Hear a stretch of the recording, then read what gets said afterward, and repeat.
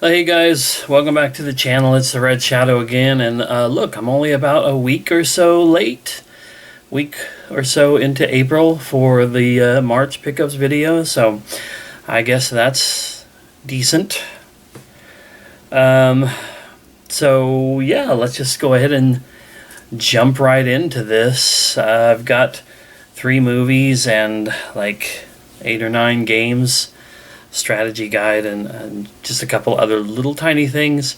Shouldn't be too long of a video, shouldn't get too out of hand as long as I don't blab on too far, too long.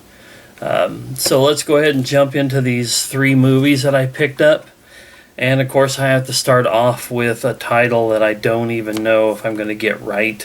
And this is even after watching a YouTube video telling me how to pronounce this. But the pronunciation on the YouTube video was Titana, so I guess that's how you pronounce it.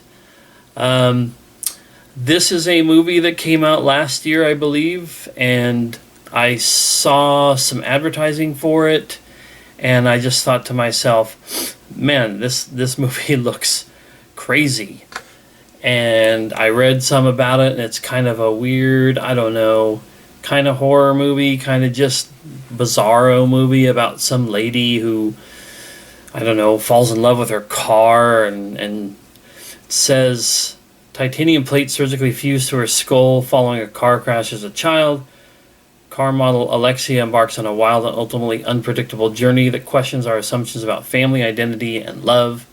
So I don't know, I just thought that it seemed kind of out there. And the Blu-ray was relatively cheap, and I picked that up.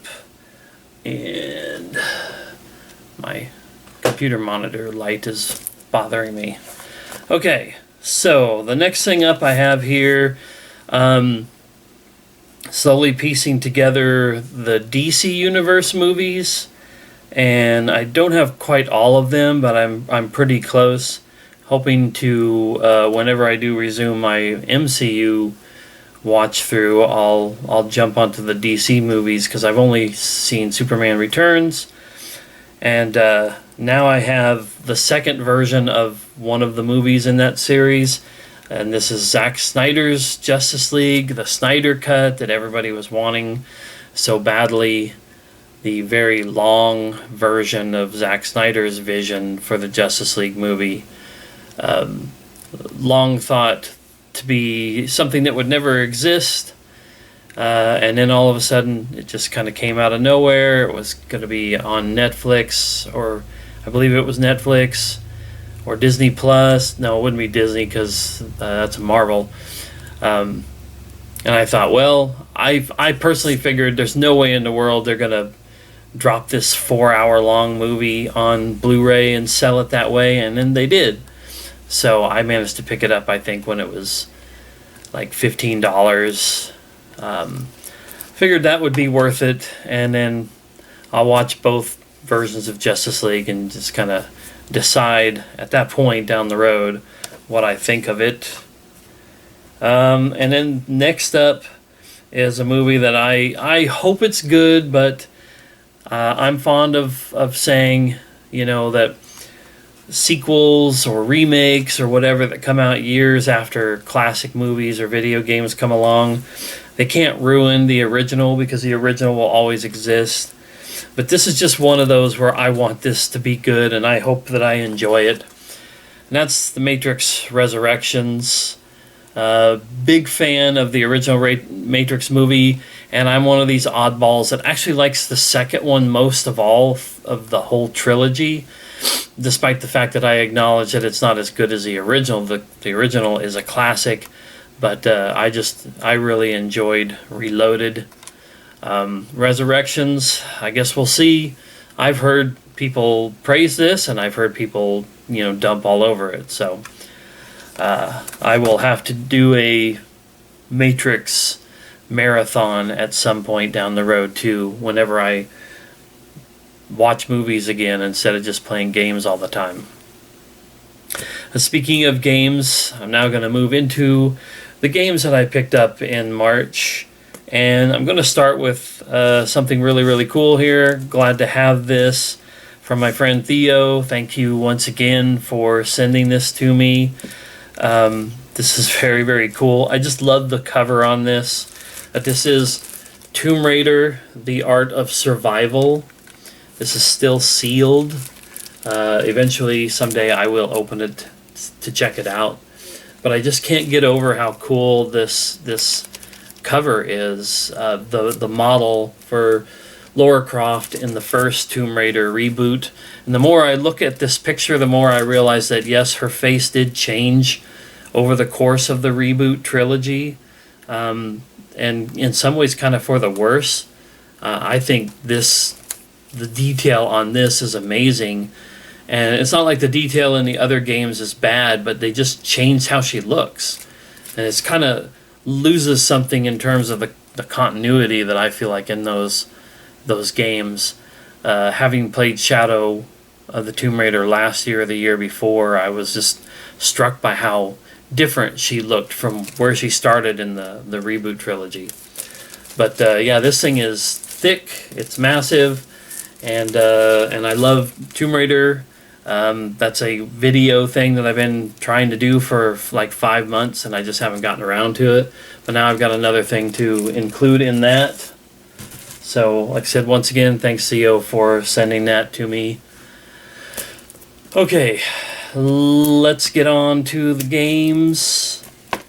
I'm going to start with a game called Chicken Police Paint It Red. You can kind of see where it says Paint It Red there.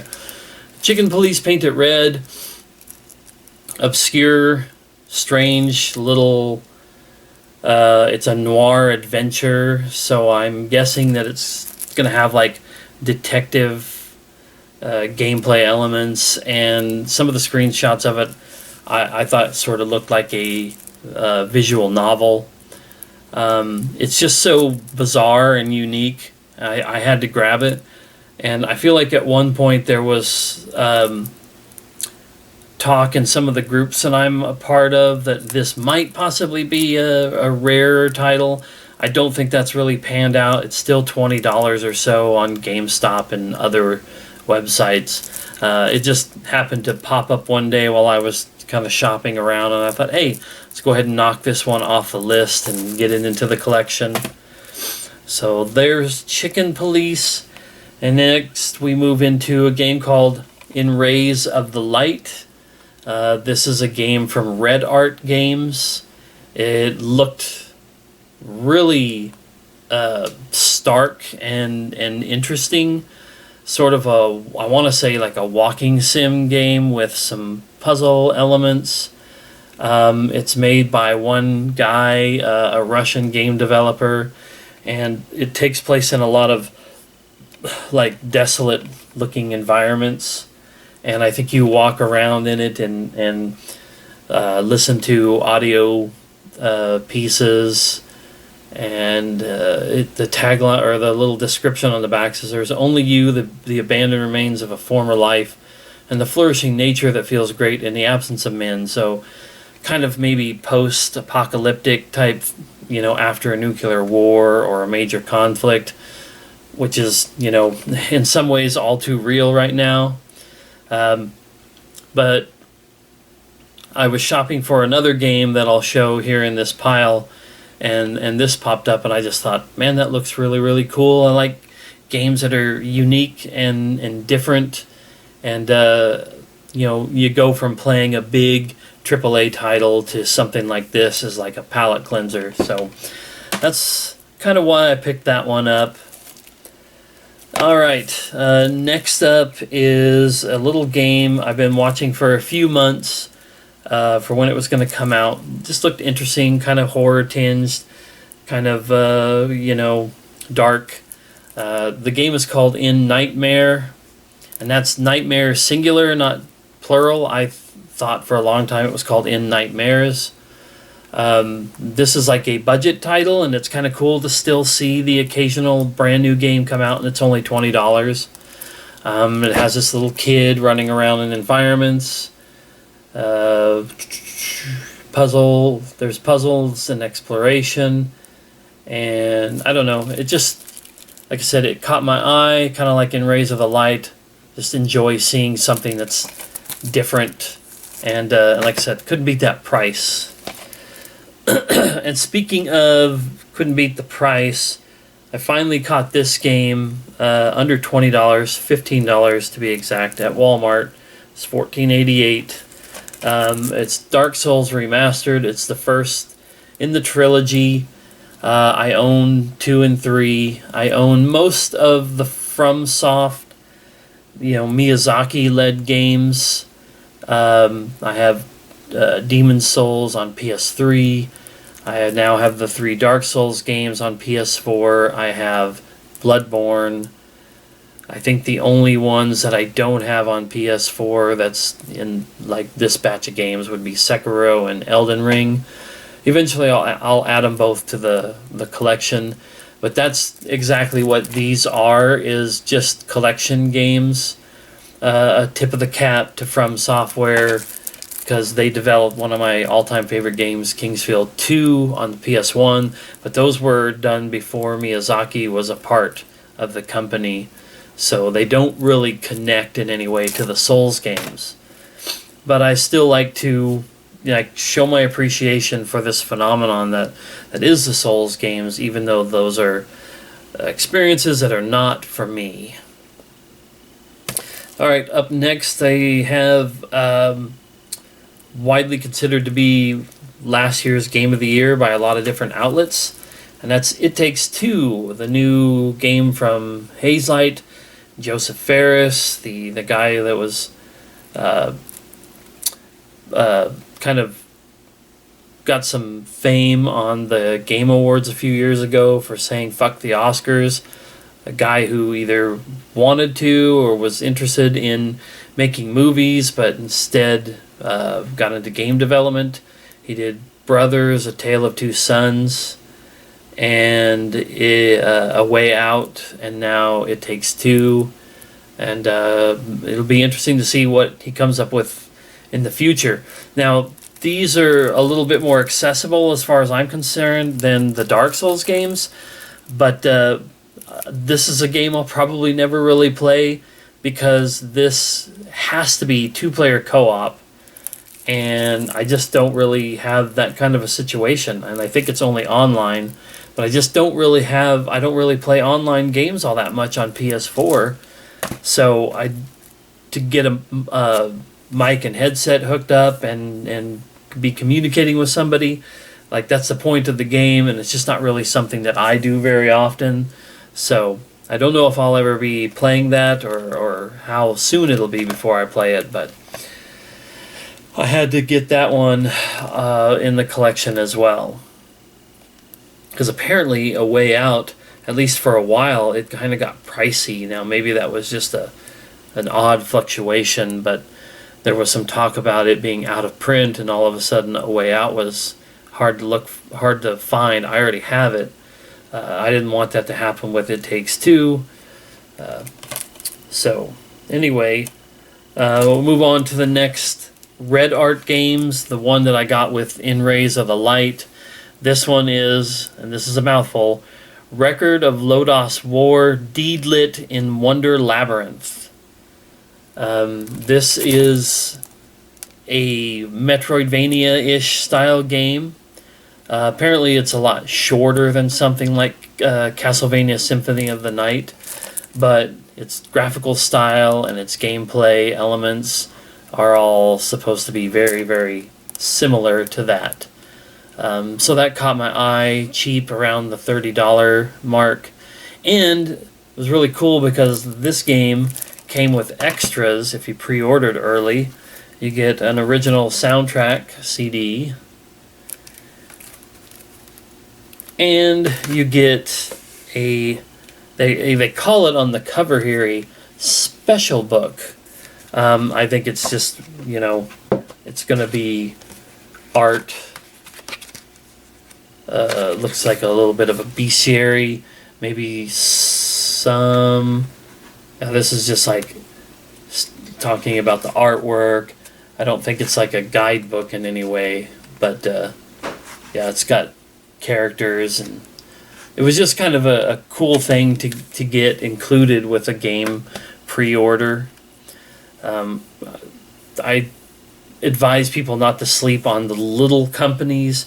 Everybody thinks about limited run games and, maybe, I Am 8-Bit and Special Reserve and some of those, but there are some little bit more obscure companies like Red Art Games that put out some really cool products, and I'll definitely be going back and buying more games from them. Alright, that brings me down to the last game. This is the big one for me.